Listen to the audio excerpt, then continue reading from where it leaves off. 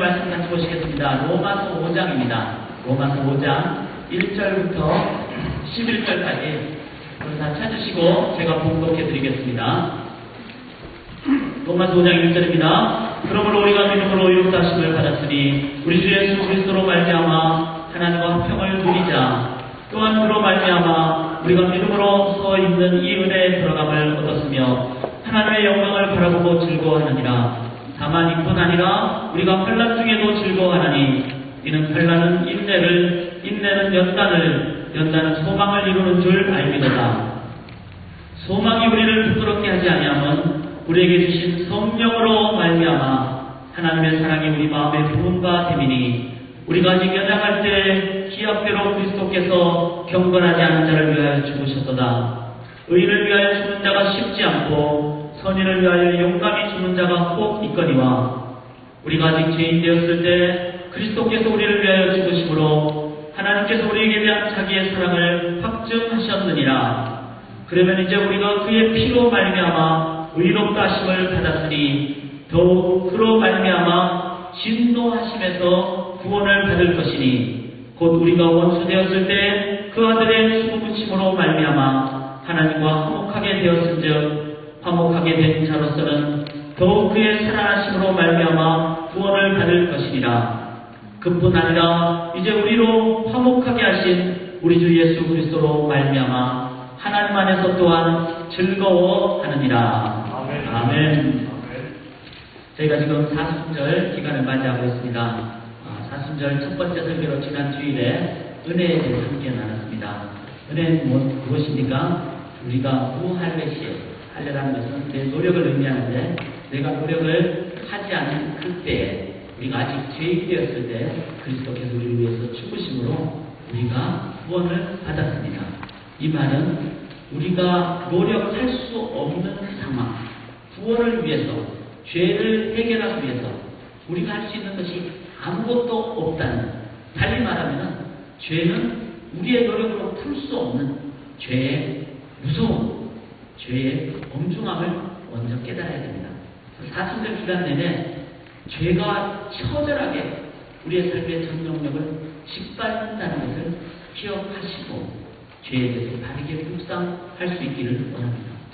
그리고 또한 우리가 무할례 시에 우리를 구원하셨다는 것은 하나님이 전적으로 하셨다는 것을 의미하고 그리고 우리의 노력이 전혀 감이 될 수 없는 것이 구원의 값이라는 것을 우리가 기억하실 때 구원의 그 귀함, 구원의 그 놀라운 가치를 우리가 기억할 수 있기를 원합니다.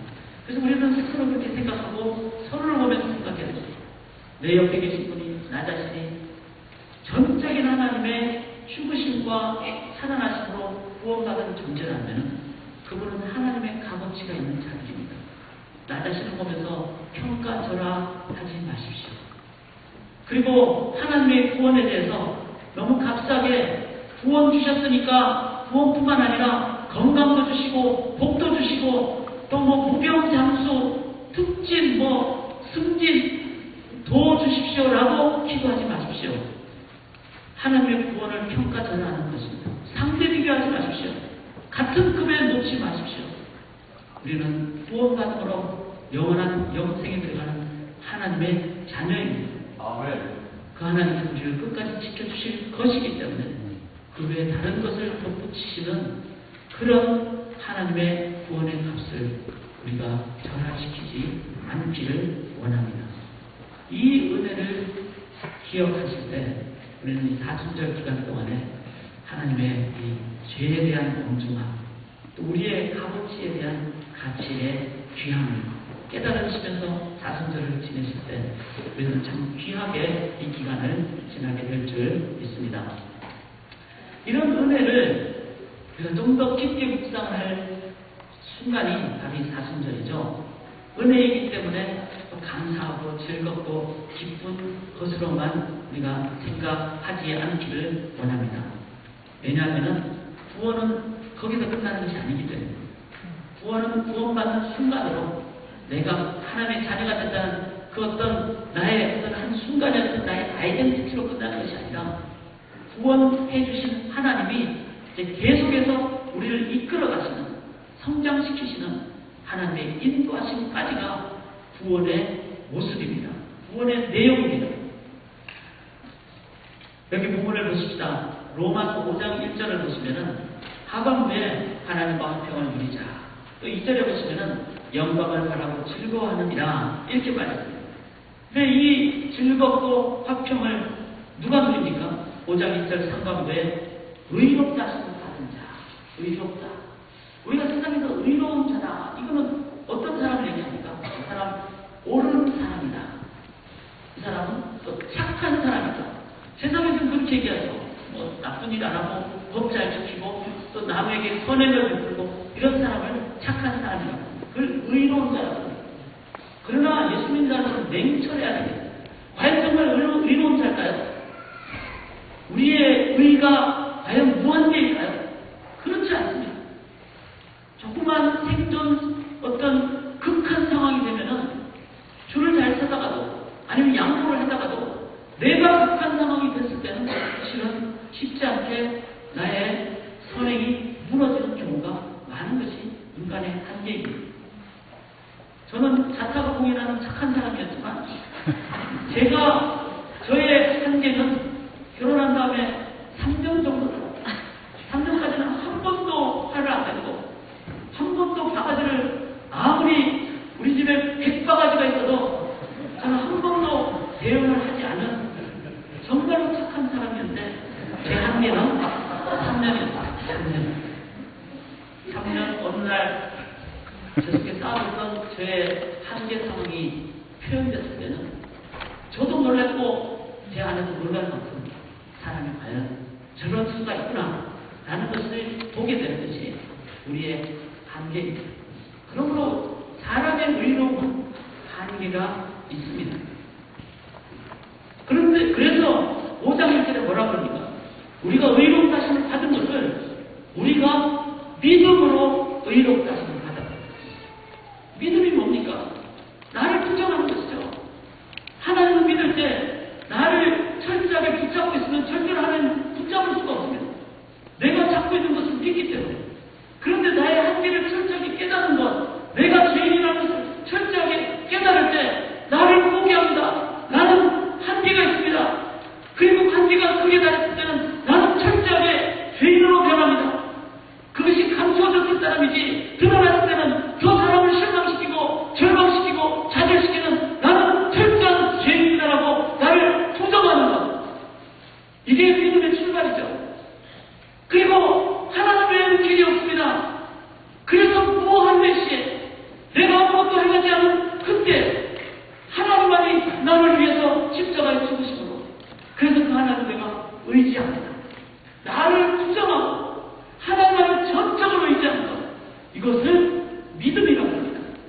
이 믿음을 가질 때 하나님은 그것을 의인이라고 합니다.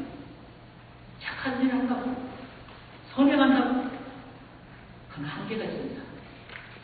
하나님은 우리가 무할례 시에 우리로 하여금 구원하여 주셨고 그 구원에 감사해서 하나님을 영접하고 의지하는 자를 하나님은 의롭다 하셨습니다.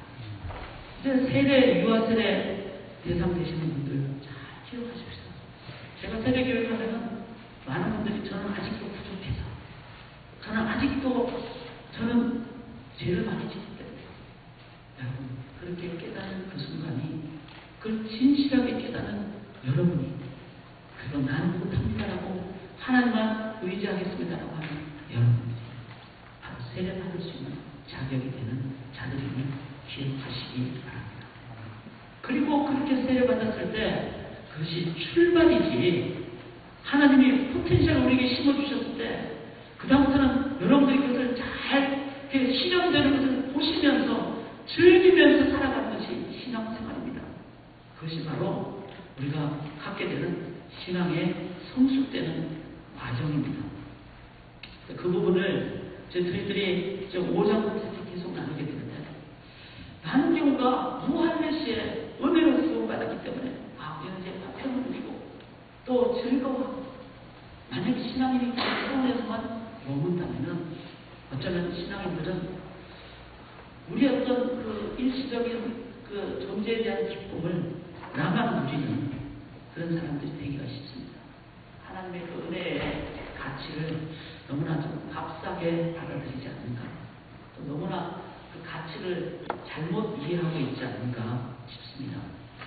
만약 신앙인들이 즐거운 것만 기대하신다면 사람들은 교회 울타리 안에서 즐겁게 사는, 정말 이청준 그 작가가 얘기했던 당신들의 천국, 문둥병자들은 다 건물을 짓게 하고 서로 몰아붙이고 서로 또 밖에 당신들의 천국을 만들어가는 교회가 아닌가 싶습니다.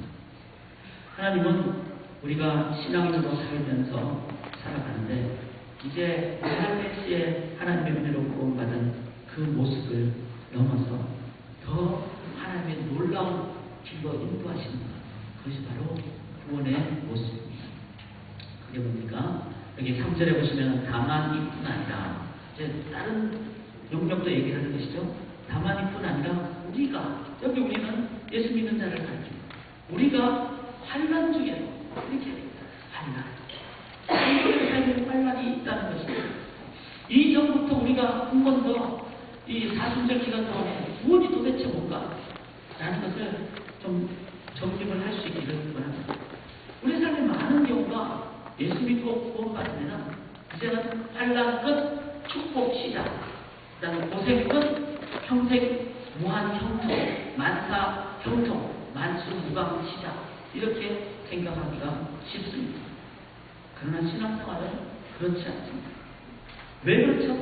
우리는 이 죄악 가운데 아직도 얼레진 나에 이미 하나님의 나라는 우리 속에 임했지만 아직 이 세상이 온전하게 구원받지 못하는 죄악 가운데 우리가 살기 때문에, 또한 우리는 죄성의 그 옛 심성이 우리 속에 계속 있는 상황이기 때문에 존재적으로는 구원받은 자지만 우리는 죄성 가운데 살기 때문에 죄를 짓게 되면 하나님의 심판에서 고난을 당하는 그런 책망을 받는 경우가 있고, 뿐만 아니라 세상에는 아직도 구원받지 못한 사람들이 만들어 놓은 세상 나라에 의한 고통이 너무나 많기 때문에 5초에 한 명씩 아이들이 굶어 죽어가고 있는 이 상황, 물질 분배만 제대로 되면은 아이들이 죽어갈 수가 없는 하나님의 공급이 있음에도 불구하고 이기적인 요소 때문에 지금 굶어 죽어가고 있는 아이들이 5초에 한 명씩 있는 이 상황, 이 상황은 아직도 세상이 고통이 있다는 것을 얘기합니다. 이런 고통을 보면서 예수 믿는 자들이 나는 즐거워하고 하나님 화평을 누리자라고 거기서 머문다면 우리들은 당신들의 천국이라는 세상 사람들의 비난을 면할 길이 없습니다. 세상에 고난이 있다는 것을 기억해야 합니다. 예수님은 그 고난 속으로 오셨죠. 우리 또한 그렇게 가는 것이 고난에 대한 성도들의 올바른 자세입니다. 그러나 우리의 깊은 내면 속에는 우리도 모르는 사이에 좀 만수무강, 만사형통의 의식이 있지 않는지.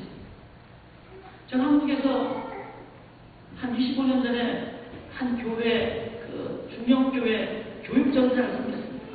근데 그 교회가 그때가 25주년이었어요.